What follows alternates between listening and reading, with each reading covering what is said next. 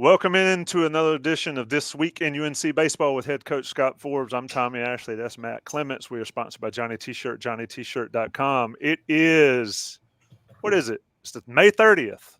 It's NCAA tournament time.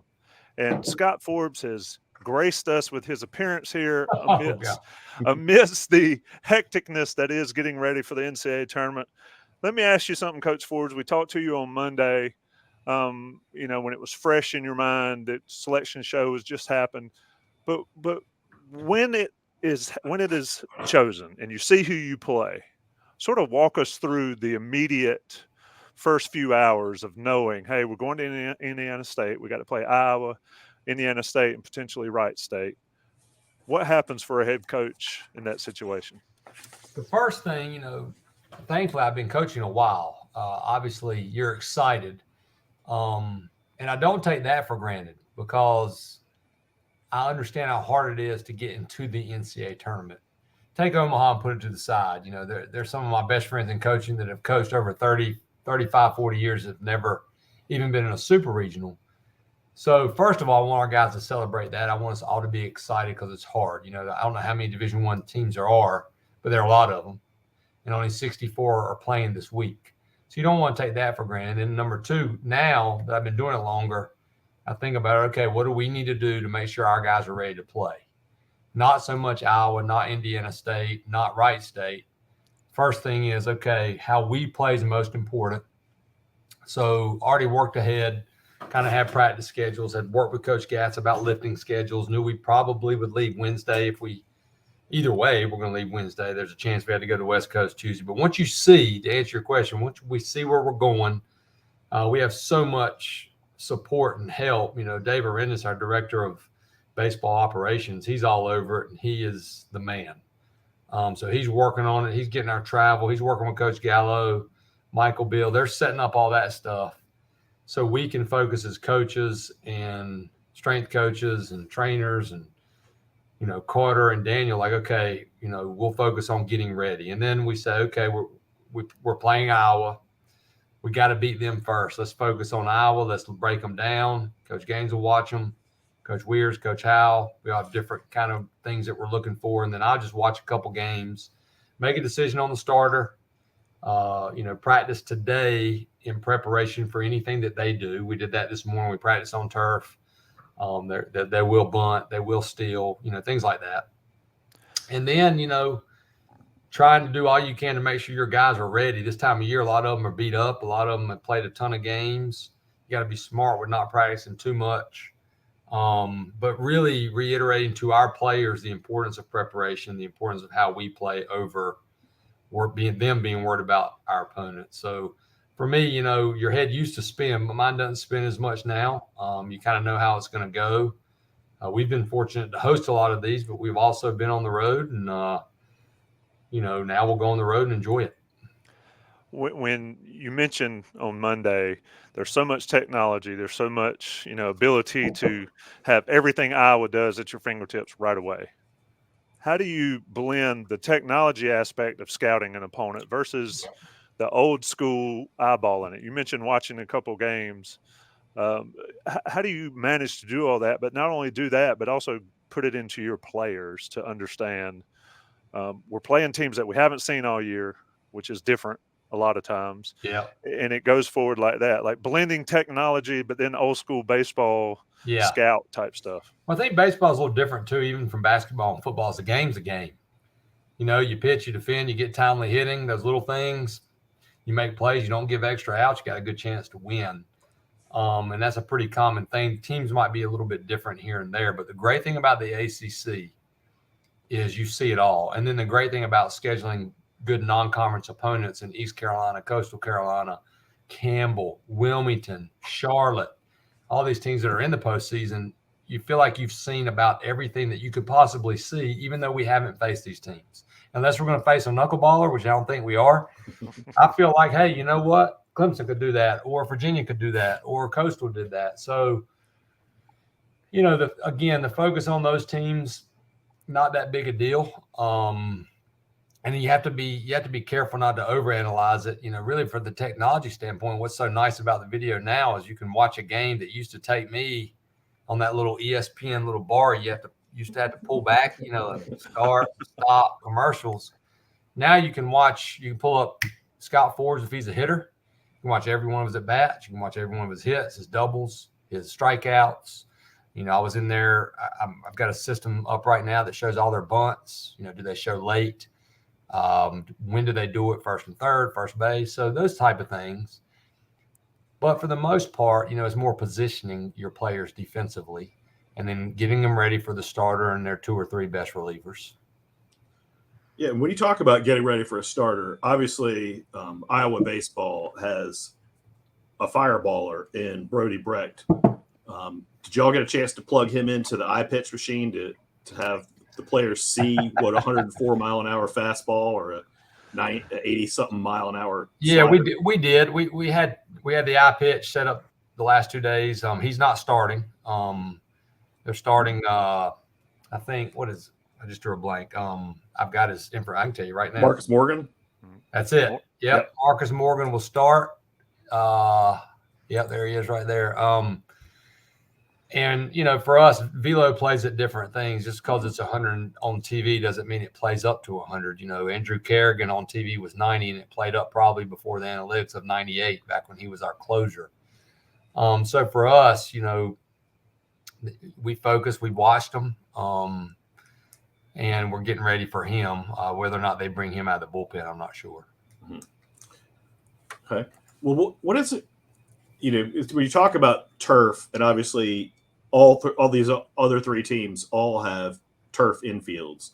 Can you talk about how that can affect fielding and looking at ratings, and then also looking at the different, everybody has a different body of work, and when you look at statistics, the Big Ten, Missouri Valley, the Horizon, there's a different level of competition in all those leagues. So it's how do you approach that? Well, that's where, we reverse back when you play in the ACC and you look in our state. I mean, look how many teams made the postseason. Our state's been phenomenal. So we're playing really hard midweek games too. You feel prepared for everything, but you respect every opponent you play. I mean, they've had great years. They're in the postseason. It's a new season for them, just like it is us. As far as turf goes, again, Virginia Tech, Pitt, Notre Dame. That's why I wanted to go to Charlotte early in the season, because they had turf on the infield, grass on the outfield. Turf, for the most part, the game might be a little bit quicker depending on the turf, but there aren't as many bad hops. So you don't have to worry about the field not being a great field. And we've always said if you can't field a ground ball on turf, you probably can't field a ground ball. So, you got to slide earlier, those type of things. Guys can run faster times potentially down the line. But that's what that hour and 15-minute practice, Matt, will be for on Thursday. Already got it planned, already got it ready. We'll focus for the most part on our defense for about 30 minutes and just see how that field plays.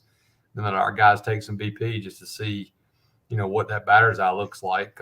But turf, pretty true, makes things pretty equal. Yep. No balls hitting seams and jumping over shortstop's heads. I hope not. Lord have mercy. I hope not. I mean, when you look at your team and you say all the time we focus on us, and I think the focus has been on somebody that hadn't been there, and that's Vance. And I don't want to belabor that point. He's not going to play in the regional, but you have Matt Corvath and you have Tomas Frick, and I'm on the Frick train, man. He has been great this year for you. And most surprised at the plate. Just what have you seen? And I know you talked about it on Monday, but just thinking about his whole process and maturity and development of the player he's become. Leader, very mature tremendously, especially off the field of just taking care of himself. I'm really proud of him because he's been able to catch almost every game and every inning because of his commitment to his body, to his diet, to taking care of himself. I mean, he's a competitor. All he wants to do is win. And in today's age, with everything that's thrown at these kids, that's when like, hey, you're lucky, and you don't take that for granted as a coach. Because there's no telling what these kids get every day in their ears and stuff. Now, that's a big part of our culture, is our players understand if you come to North Carolina, the number one thing is about your team, your teammates, and our team's success. But, man, he has worked his tail off. He's listened. He's worked in the cages with Coach Wiersbicki. He's getting that poolside ball in the air more. He wants to be up in the big situations. He's worked on slowing himself down because it wasn't that he didn't want to be up. It was he just got so pumped and tried so hard instead of just, staying with his routine, staying with his breaths. But, man, he's been – all those guys, I mean, even Berto now got some big hits for us. His bat speed looks like it's back. And, with Vance, these guys are going to try to do it for Vance too, because Vance is a great teammate. He plays hard just like they do. He works hard. And we all feel bad for Vance because when you're a competitor, this is when you want to play the most. Vance could have it like he wanted. He would have, that back would have acted up early in the season and he'd have missed a lot of time and he'd be back now. But unfortunately, that's not the case. So it's been neat to see these guys rally around Vance, keep him up, keep his spirits up. And, they're constantly saying like, hey, man, if there's any chance you can get back, we sure are going to try to play as long as we can. So maybe we can get you back. Yeah. Talking about Frick and his maturity, I thought, and correct me if I'm wrong, I thought he's matured a lot during the season. And I'll give you this example. I can't remember what series you were playing earlier. It was a pitch. It was probably a strike. I don't know what the metrics showed after the fact, but it looked like a strike. And he was visibly upset that it was not called a strike. And umpires don't like that. And I think it may have bitten y'all a couple times early in the season, but that changed. His leadership at the catcher position, especially for, say, a guy like Connor Bovair and Max Carlson. Can you put that into words as far as the pitcher-catcher relationship? Yeah, I can, because I was a catcher. And, I took a lot of pride a long time ago when I was catching for Coach Fox at North Carolina Westland of leading those pitchers, knowing every one of them, what made them tick, what you could say to certain ones, what you couldn't say to others. But I always felt like and that, hey, they had to feed off me. Like, I can't just be back there with no emotion. I can't carry my offense back there. And you're right. He's matured tremendously there. Now, obviously, our guys know too, part of our program is not showing up an umpire. So sometimes those guys, if that's happened early, they might have had a talking to here or there. But he is definitely he runs our pitchers. He pumps them up. He gives us instant feedback. But you're dead on, Tommy, because the maturity level has been fun to watch. That's why you coach, You see shit like that. It's so emotional. Learn how to have that emotional control, because that's something we all have to work on, especially when things don't go great or you get ticked off. How can you control your emotions? And the guys have learned that, the best, they control their emotions the best. Talking about Frick, how important is it going to be for the pitching staff to help him out with two teams that really like to run on the bases, as far as keeping runners close to the bag and giving him a chance to control that aspect of the game? Well, I feel like his throwing has been back. Again, guys play through things, and Frick's no different. You're going to have sore arms. Doesn't mean you're injured, but you might have some dead arm. You might have bicep tendonitis.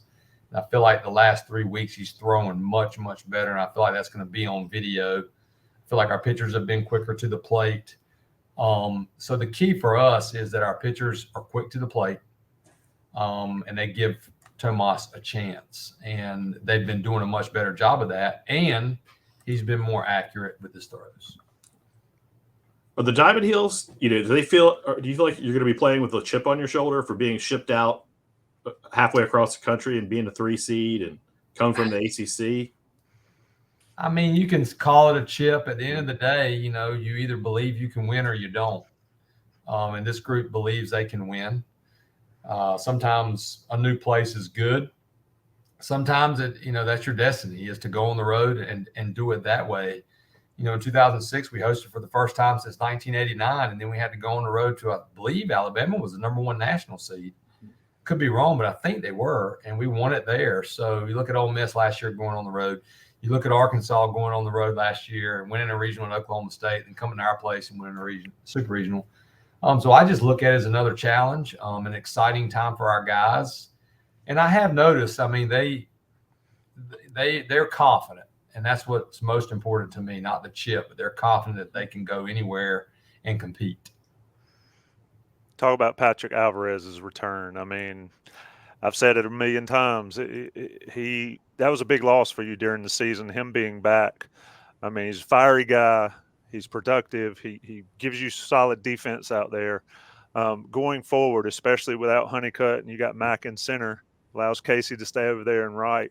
Just speak to Alvarez's performance out there. Man, I mean, you're dead on, because that was a blow. Even when we had Vance, he was that guy that was very similar to Mikey Madej. And when we inserted Mikey, he stabilized the lineup because we had those power guys, but we didn't have that sandwich guy that ran, that got on base, that didn't strike out, that could bunt. So having him back, even more so, obviously, with Vance being out, really helps us manage the lineup and make it harder on the opponent, where, okay, if we have Osuna and Castagnazzi and Stokely all in there in that 5 through 8, well, Alvarez being sandwiched in there gives them a guy that's got some speed, that doesn't strike out. That's helping us. And he's a great defender. He's a great defender, good bunter, good base runner.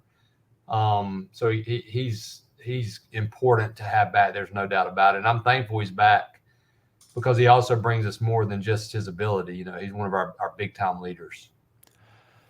Hunter Stokely is a guy, I think he got 2 hits off lefties in the ACC tournament. Yep. One of them, I believe, was Caden Grice against that game. When you're matching up against teams this late in the season and you're trying to determine, pinch hitters and situational plays and all that stuff, how difficult is it at this point in the season, or do you kind of like, this is what we're going to do if this situation arises? I mean, I know everything's as it comes basis, but Stoke has at least shown that he can get it done against the lefty on occasion. Yeah, I don't think you're going to see Stoke come out anymore. You get to a point where a lot of times you are who you are, and you might have 1 or 2 guys, but you also have some guys, especially when you have an injury like Vance. You just got to say, okay, we got to leave this guy in there and see if he can get it done. And you also say, okay, in this situation, you got to be able to get a bunt down. We got to work on that against the eye pitch or against a machine from a left-hander. But Stokely, he's an everyday guy. He doesn't need to come out of the lineup. He can hit lefties. Lefties, they're hard on lefties at times, especially with that sweeping breaking ball. But for me, I'm only going to take Hunter Stokely out usually if it's just a crazy matchup, like Miami had, where the ball's coming out, behind his back, and the splits are. You get a rare lefty where against lefties are hitting .40 and righties are hitting .290. Well, that's when you got to pay attention to it. But then you have to ask yourself, okay, still, is that a better option that's coming in? What are you going to try to do? You're going to try to bunt. So we feel pretty good about, our lineup going into this, and Stokely's going to be a big part of that. We move him around a little bit. You saw, instead of the 5-hole against a really nasty lefty, we hit him down a little bit and moved Johnny up and Patty up. But with Iowa starting a right-hander, he'll probably be back in that 5 spot. Just out of curiosity, and Matt asked about the eye pitch. How much do you guys face live batting practice or live pitching during the season? Just out of curiosity. You mean a live pitcher going out there and pitching? Like one of your guys going out there, yeah. I mean, like in football. Hard. Yeah, it's hard because we play so many games. Rarely, unless we got rained out or it's been an exam break. And depending on how deep your pitching staff is, depending on, do you have guys that really need to face a hitter?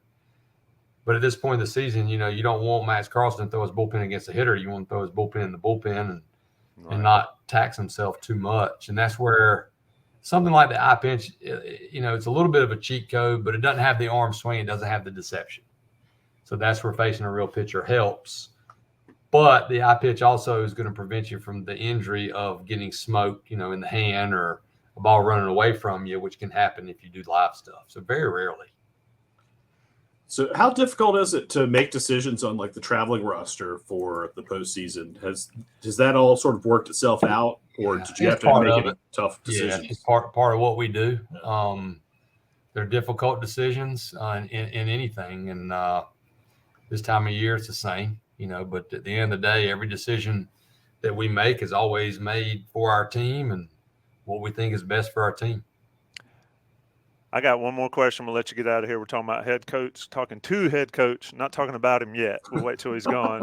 We're talking to head coach Scott Forbes here on This Week in UNC Baseball.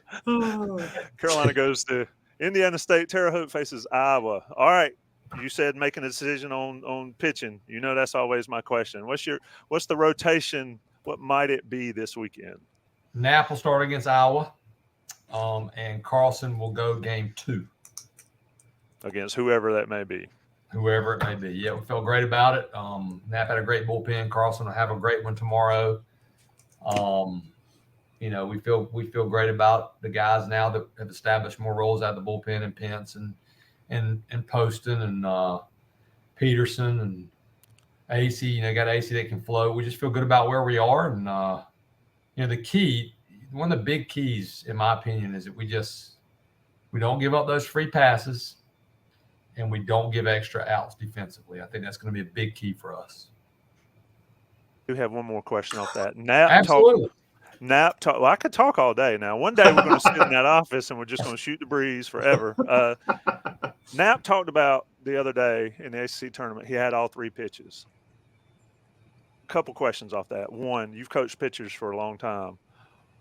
Why does it go and come so much for some guys? And then 2, when do you know that they're on, or when do you know that they're off?